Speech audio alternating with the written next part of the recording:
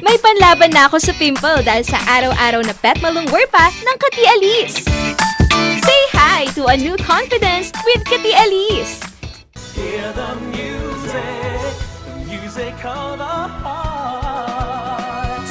Let our music take you there. The star will take you everywhere, bringing music closer to your heart. The star will take you there.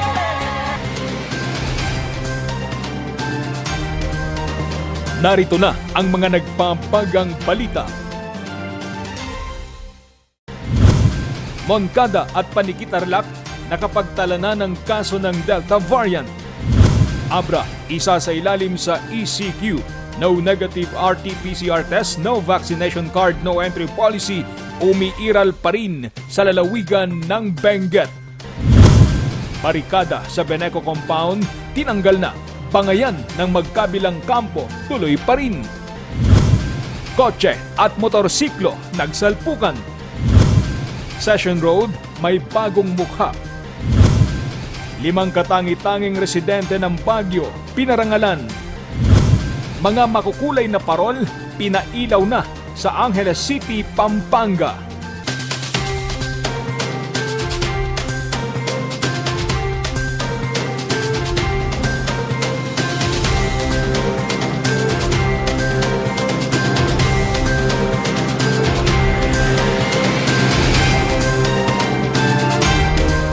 Live from the studio of RNG Luzon, this is Luzon Headlines.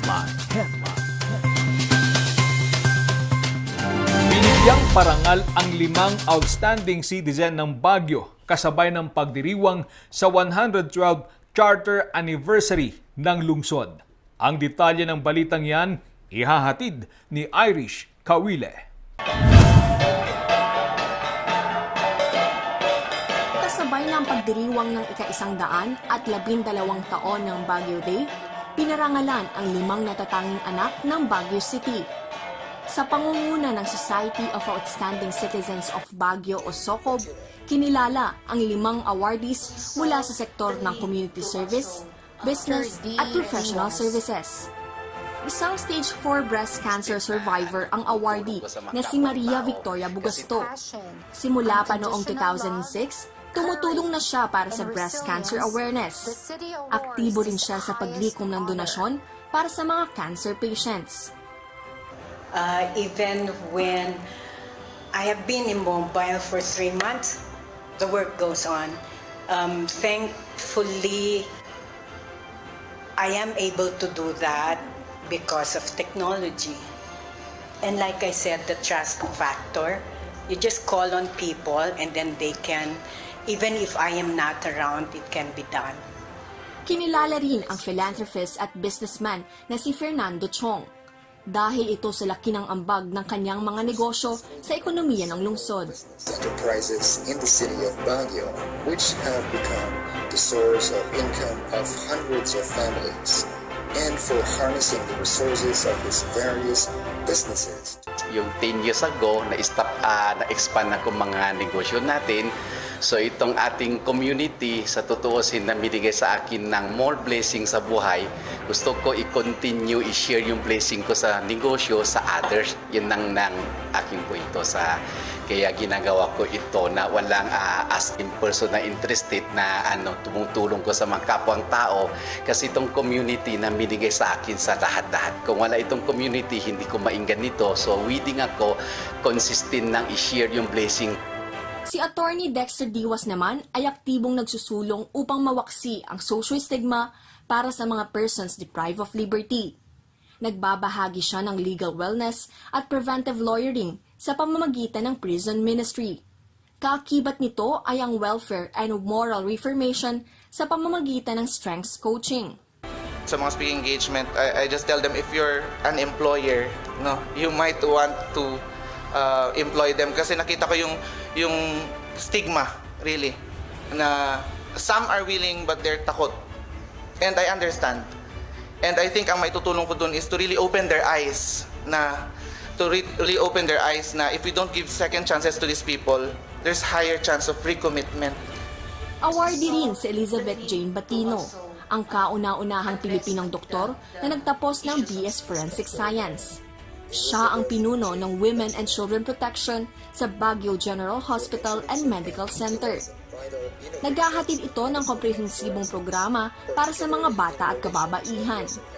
When we say Women and Children Protection Unit, it gives us the notion that, bakit women and children lang? So children, male and female, all genders. And then, as a special service that we offer also, we have had cases of men. We also catered. We were not confined to women, but because we saw the need to also address the issues of men who were abused also.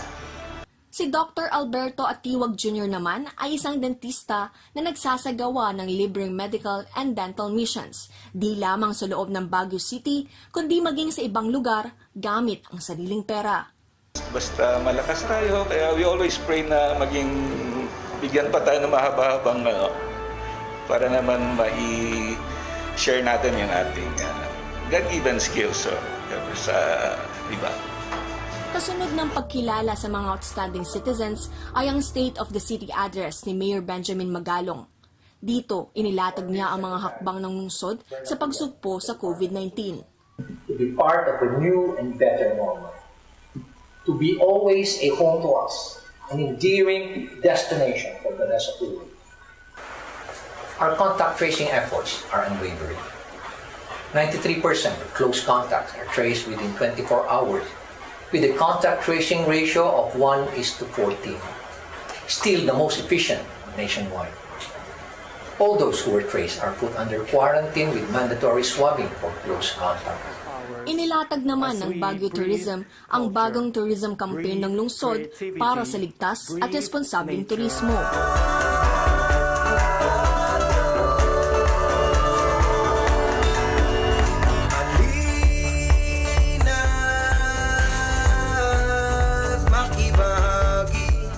Warmest greetings to the city of Baguio as you celebrate your 112th charter anniversary.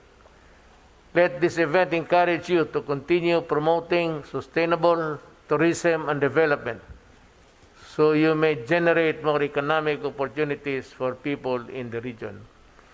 May this occasion also inspire you to keep working together so that you can achieve your dreams and aspirations for your city and your people. Limitado ang mga dumalo sa Baguio Convention and Cultural Center dahil rin sa banta ng mas delikadong Delta variant ng COVID-19.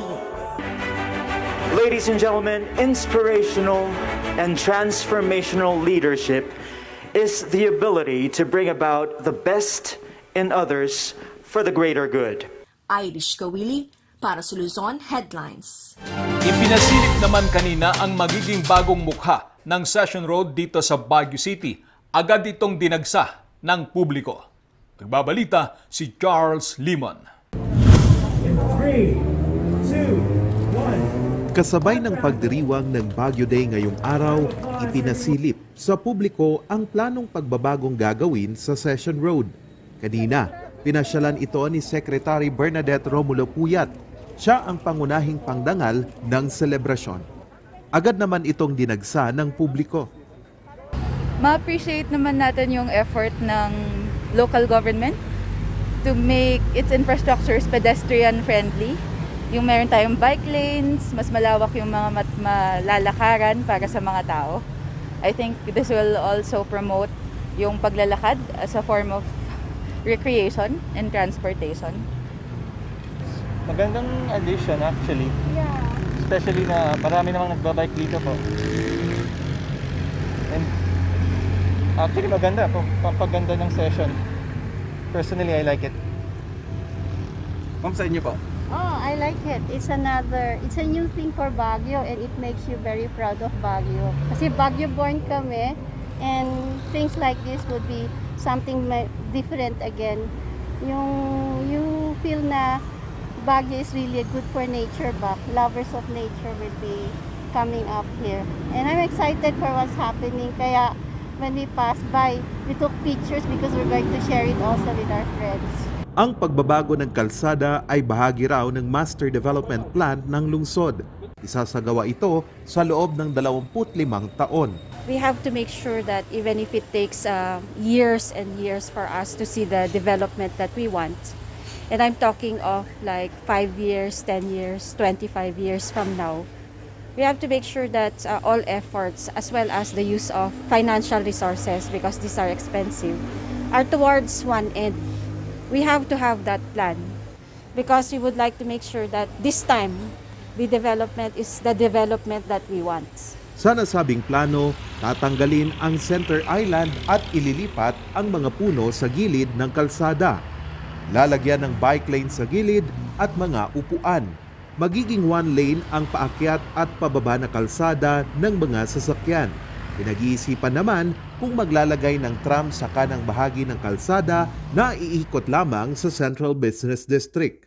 The reason behind that is we have to decongest yung Central Business District because everything is here. And we are experiencing the problems, diba? You know how bad the traffic is here. Sometimes we even read on newspapers na mataas ang carbon dioxide emissions from vehicles. And then you can feel that it's getting warmer dito sa Central Business District because it's already paved, entirely paved. And most of the people come here. And we have seen in the pandemic that it cannot be like that. No? An agglomeration of too many people is something which we have to work against with already. Target din ng Master Development Plan sa Central Business District ang Governor Park Road kung saan matatagpuan ang Baden-Powell Hotel, Baguio City Post Office at Maharlika Building. Pinag-uusapan na sa konseho ang pondo para sa mga nasabing proyekto. Charles Nicolimon para sa Luzon Headlines.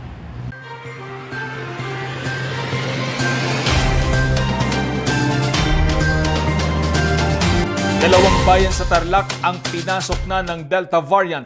Isa sa tinamaan ay 11 taong gulang na bata. Magbabalita si Mary Joy Alvarez.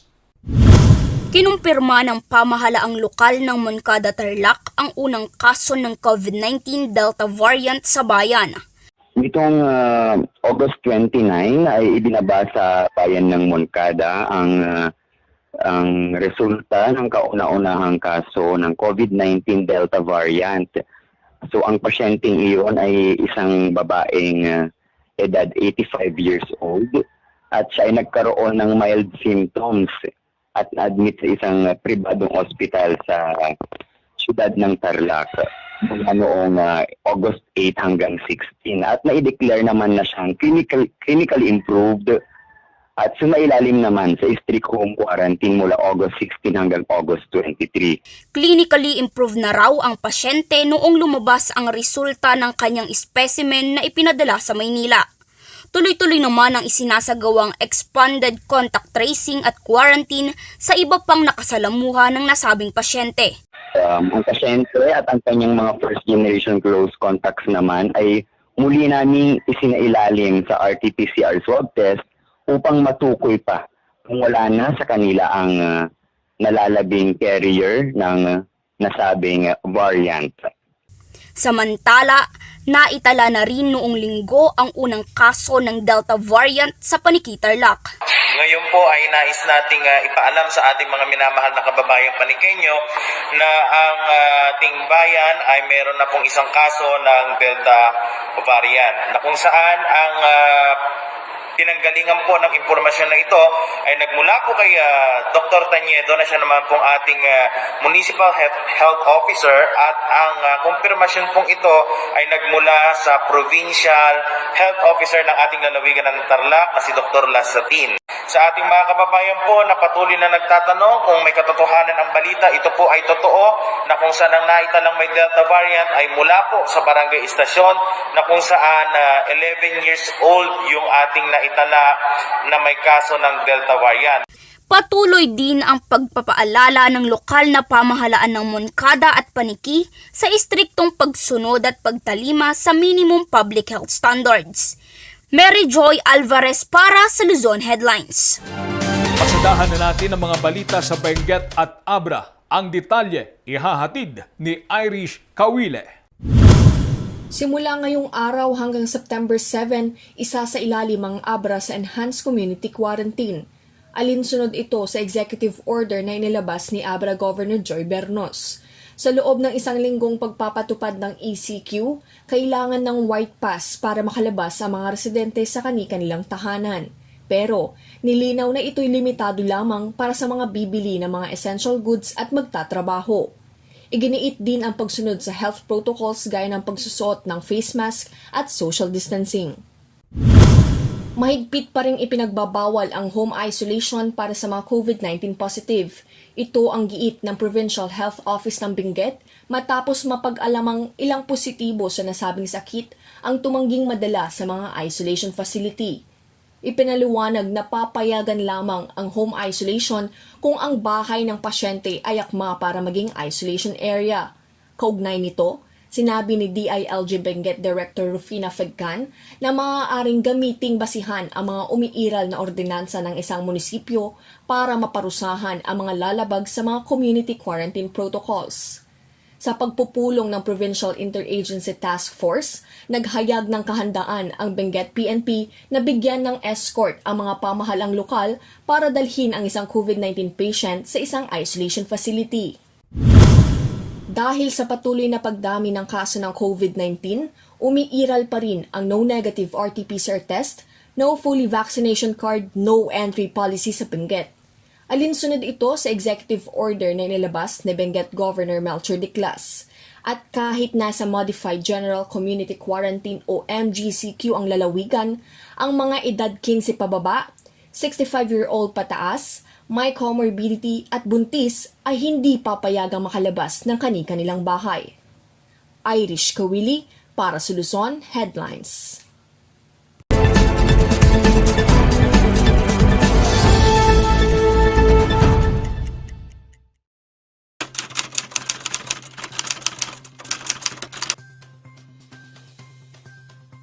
Pag-usapan natin ang Republic Act 7877.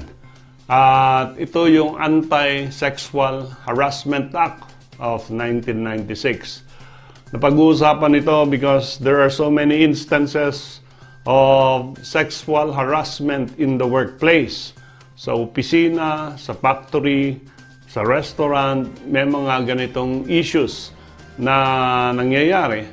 And if your employer or your boss or your superior ask sexual favors for you or from you to be able to obtain a higher salary, promotion, or permanency in your job, that is punishable under Section 3 of Republic Act 7877.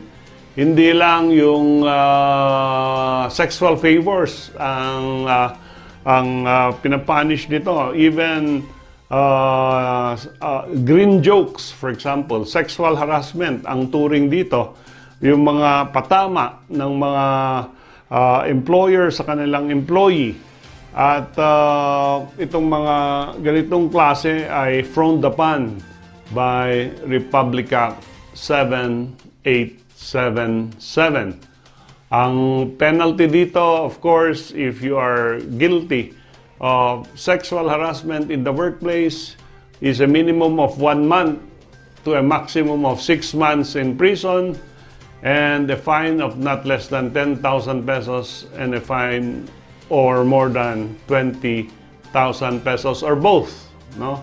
Ang isang problema lang talaga dito na nakikita natin, the action to prosecute a person for violation of the anti-sexual harassment law prescribes in 3 years from the date it happens.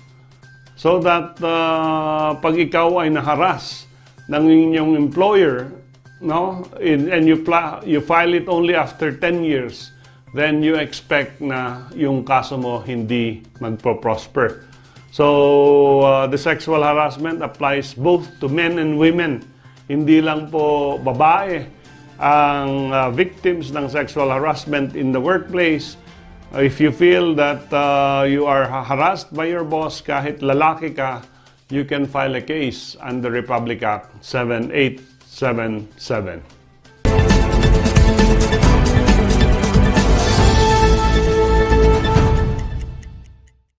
Ang bahaging ito ay hatid sa inyo ng Pines Estate and Gaming Corporation.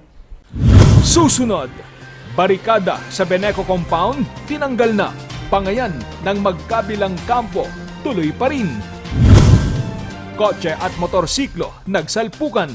Yan at iba pang mga balita sa pagbabalik ng Luzon Headlines.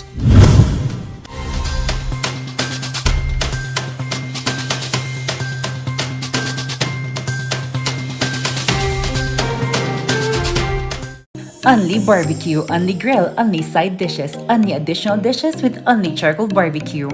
Indulge and choose from our 8 types of meat.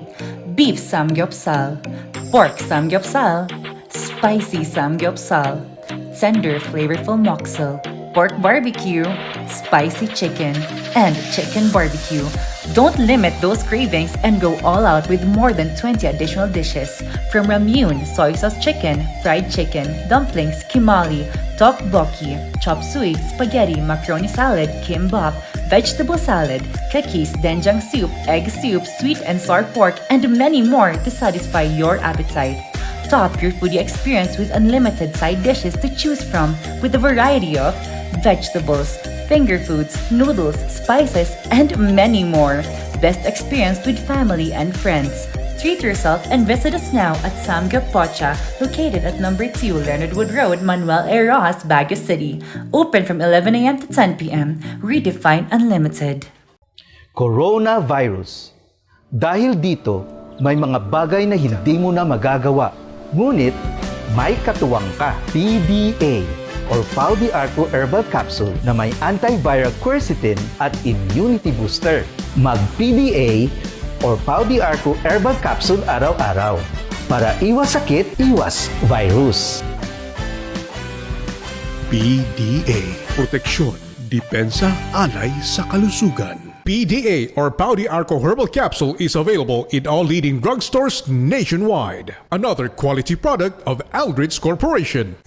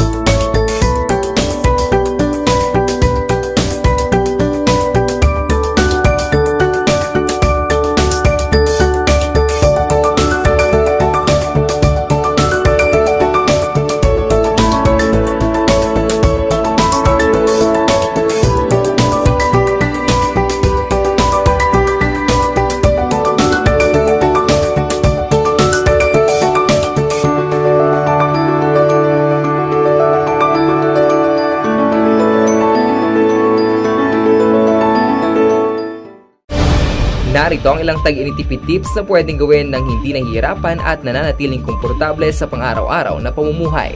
I-defrost ang ref kapag lampas na sa 1/4 pulgada ang yelo. I-check din mabuti ang pinto ng ref para masigurong hindi tumatagas ang lamig. Bawasan din na maggamit ng maraming ilaw. Linisin at tanggalin na lang dumi at alikabok sa mga bumbilya para mas maging maliwanag ang mga ito. Magtulungan tayong lahat sa mahusay na paggamit ng kuryente upang masigurong tuloy-tuloy na maihahatid ang kuryente saan man sa bansa. Isang paalala mula sa NGCP.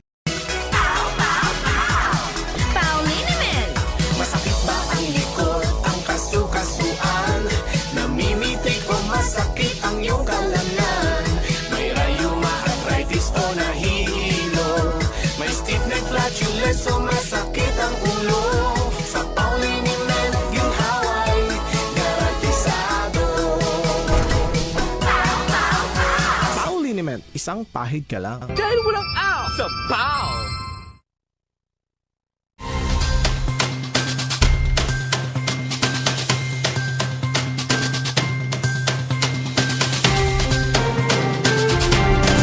Tinanggal na ang mga barikada sa Beneco compound pero tuloy pa rin ang bangayan ng magkabilang kampo. Ang follow-up sa report ni Charles Limon. Stand down, mister. You stand down. You stand down. I am trying to be professional here, my friend. I am also trying to be professional. Bahagya ng humupa ang tensyon sa Beneco compound. Wala na ang mga barikada. In fact, wala naman ng barikada. In fairness, usapan na namin yan noong August 30 together with Attorney Delmar Carino and Engineer Licuben. Nai-stop na yung pagbabarikada ng mga empleyado at bumalik na silang magtrabaho kasi sila naman ang kawawa. So, as effective yesterday, wala naman na yung mga nagbabarikada at normal business na dito sa Beneco ngayon. Pero ang pagbakla sa barikada ay hindi nangangahulugang humupa na ang bangayan ng magkabilang kampo. Kahapon, ibinasura ng Board of Directors ng Beneco ang appointment mula sa NEA ni Attorney Rafael Banaag bilang General Manager. 6-3 ang resulta ng botohan. Mr. Secretary, those in favor, 6. And those who are against is 3. All right, those in favor prevails, and those who are against is defeated. Nagpadala na ang Board of Directors sa NEA ng performance management contract ni Engineer Licuben. Ipinagkibit-balikat naman ito ng kampo ni Attorney Marie Rafael. Gaya ng Beneco Board of Directors, nagpadala rin sila ng performance management contract o PMC sa NEA tungkol sa pag-upo niya bilang General Manager. Yung ginawa nilang decision is outside the process. So in legal terms, we call it an ultra vires act. Ibig sabihin, legal act yun. So it will not affect yung pag-assume at pagtrabaho pa rin ni Attorney Rafael as General Manager. May performance management contract na si Attorney Rafael and Beneco, and now it was submitted to the NEA in compliance dun sa directive ng NEA to submit yung performance management contract within 10 days. Dahil hindi pinayagang makapagtrabaho sa opisina ng General Manager si Attorney Banaag, sumulat na siya sa NEA para sa kanyang pag-ukupa sa naturang opisina. Attorney Rafael already issued a memorandum to Engineer Licuben to cease and desist from performing the duties and responsibilities of General Manager kasi hindi na siya ang OIC. We might be filing a case against him sa NEA and other offices for that matter. Well, that is insubordination. Doon sa administrative case nila sa NEA, may insubordination doon. So we will be filing that case against him. In the meantime, nag-o-office na siya dito sa Pedro Dumol Hall. Napakalaking space ito for the meantime. Dito muna siya kasi nag-memorandum na rin siya for the occupant to vacate yung General Manager's office. Pero nanindigan ang kampo ni Engineer Licuben na siya lang ang General Manager ng Beneco. Inaantay na ang tugon ng NEA sa naisumiting performance management contract ng dalawa. Charles Nicolimon para sa Luzon Headlines.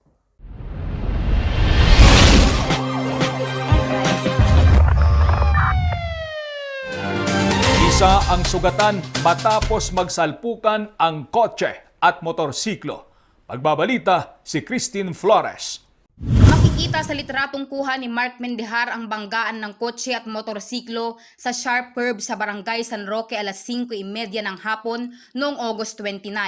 Sa lakas ng impact, sira ang harapan ng kotse. Kinilala ang driver ng motorsiklo na si Ray Lopez, 29 anyos at residente ng barangay San Simon, Bani, Pangasinan. Nasugatan at nabali ang kanyang kanang hita. Agad siyang nilapatan ng first aid ng Alamin Rescue Team. Ang driver naman ng kotse ay si Guillermo Medrano. Meron itong 2 pasahero.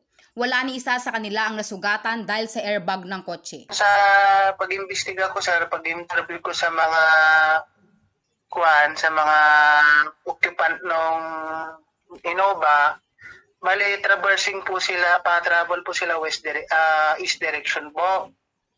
Ngayon sir, Before reaching po nung curve, sharp curve po doon, mayroon pong isang motorcycle na audio na kulay blue na nag-overtake po sa may sharp curve. And then, doon na po nagkaroon ng head collision po kasi kumuha na po nag-encroach na po ng line yung motorsiklo po. Ayon po doon sa konsel, sa mga nakita kong debris, talagang pumunta doon sa linya ng Innova yung motor. Parang nag-encroach na po siya ng lane. Kasi bali po doon sa pag-imbestiga ko po, yung part na po yun is meron po tayong yellow lane na ang ibig sabihin po yun sa LTO na no overtaking po doon. Kasi nga po, because of po yung sharp curve po yung daan. Kaya parang no overtaking lane po. Then tinakbo na po siya ng ating Alamin City Rescue para po sa agarang gamutan niya po sa na-find out po ng mga doktor na siya po ay nakainom. Ayon sa pulis na nakatutok sa kaso, nabinbin ang investigasyon dahil wala pang formal na pag-uusap ang magkabilang kampo. Gusto daw kasi ng may-ari ng kotse na gumaling muna ang driver ng motorsiklo na nakatakdang magpa-opera dahil sa bali sa hita. Tumanggi muna ang mga pulis na magbigay ng resulta ng kanilang investigasyon. Panawagan naman ng mga otoridad sa mga motorista. Huwag po tayong iinom na nagmamaneho dahil ito po yung magiging dahilan na makapagdamay pa tayo ng ibang tao.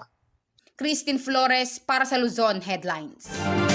Sa iba pang balita, matapos ang pagsusuri, nakumpirmang positibo sa African swine fever ang mga alagang baboy sa isang farm sa Vigan City, Ilocos Sur. Magbabalita si Charmy Bosque. Apektado na ngayon ng African swine fever ang mga baboy sa syudad ng Vigan matapos magpositibo ang blood sample ng mga alagang baboy sa isang hog farm sa Barangay Pantay Fatima. Ayon kay Dr. Celso Gaway, Provincial Veterinarian, nagsimulang mamatay ang mga baboy noong kasagsagan ng hanging habagat. Last week, Martes, damanin, kasi di naman lang, mga 100 meters siguro na sorok, ada may isang farm by, kasi malang mangrugrugin, patay ti baboy na, so dahil na ala anti-blood sample. So, all in all, nagbaling nga 9 samples kin karaman dito nga rodo na nibagak katayong pumunti mo na nga farm. So nga na-send iti Rabbi iti Martes di manon jay Santa Barbara Pangasinan dito nga samples. Then nauray tayo mat ayong gana ti kwa ti Friday remuar iti dito yung resulta pagkamam kantay nga rod nga ESF. Dahil dito agad na naisagawa ang pagpatay sa mga baboy para hindi na mahawa ang iba pang mga baboy. Bilang protocol at security measure na ipag-utos ang pagpatay sa mga baboy na pasok sa 500-meter radius mula sa lugar kung saan sila nagpositibo ng ASF. Sa ngayon, hinihintay ng Provincial at City Veterinarian Office ang resulta ng mga blood samples na nakuha sa isa ring hog farm sa Barangay Pantay Laod, Vigan City. Kung matatandaan, noong Agosto 27, naglabas ng memorandum si Santo Domingo Mayor Brian Dexter Tadena para sa pansamantalang pagbabawal ng pagpasok ng mga live hogs, fresh, frozen at processed pork products mula sa ibang probinsya at munisipalidad para maiwasan ang posibleng pagpasok ng ASF. Mula dito sa syudad ng Vigan, Charmy Bosque para sa Luzon Headlines. Susunod, mga makukulay na parol, pinailaw na sa Angeles City, Pampanga. Ang kwento sa pagbabalik ng Luzon Headlines.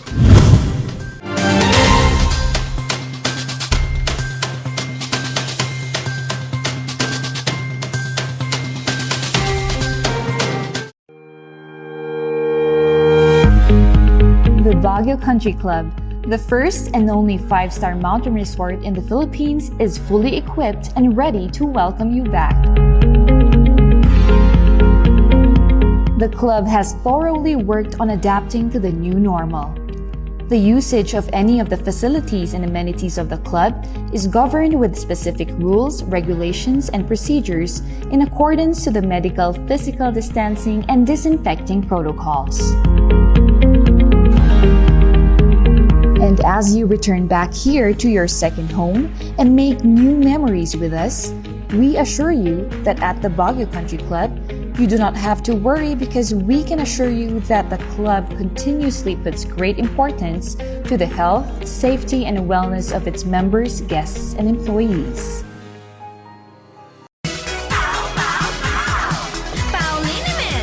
Masakit ba ang likod, ang kasu-kasuan? Namimitig o masakit ang iyong kalamnan?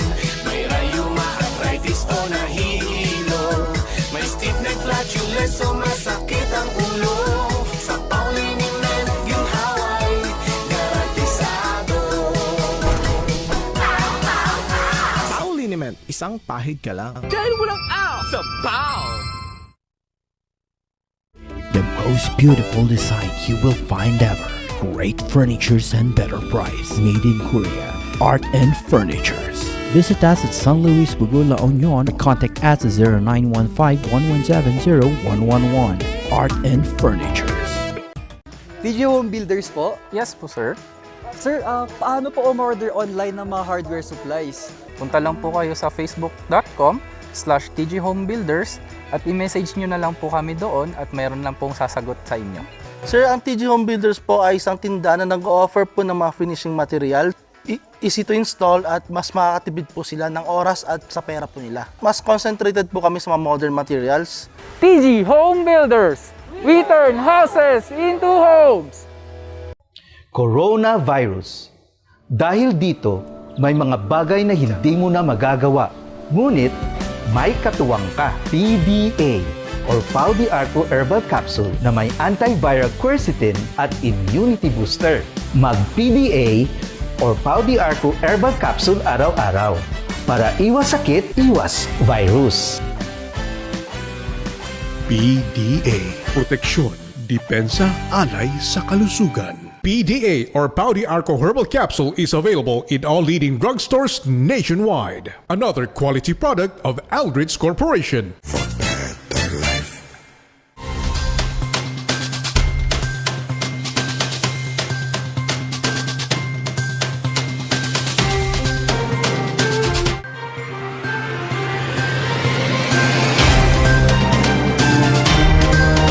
Sa pagpasok ng Burr months, pinailawan na ang mga makukulay na parol sa Angeles City, Pampanga. Yan ang kwentong ibibida ni Christine May Terado.